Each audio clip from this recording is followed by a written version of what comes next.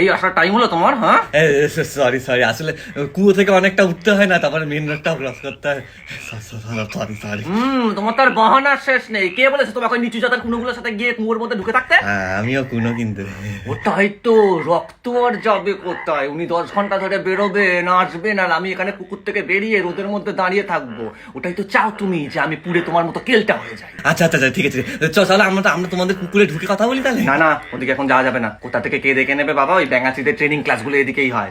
ও, তাহলে তাহলে আর কি, হ্যাঁ হ্যাঁ করে না হেসে কবে থেকে বলছি বাপির সাথে গিয়ে কথা বলো, চলো। আমি না তোমার বাপিকে বলে ও পাশের পুকুরটা ফাঁকা করি, ওখানে থাকবো আমি আর তুমি। কিন্তু তোমার বাপি যদি না মানে, আমি কুনো না। সে তো না মানারই কথা, তাই না?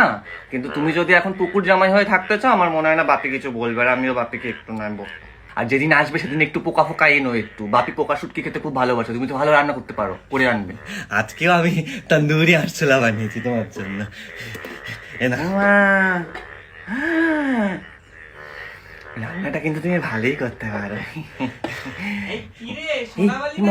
মাসিমণি, পালা পালা পালা পালা। আমি তোমাকে পোস্ট ব্যাংকের হাতে চিঠি পাঠিয়ে দেবো, কবে আসতে হবে। হ্যাঁ মাসিমণি, চলে গেল। চলো তো, কোন জাতের ব্যাংক? রাস্তা জিজ্ঞেস করছিল, চলো চলো।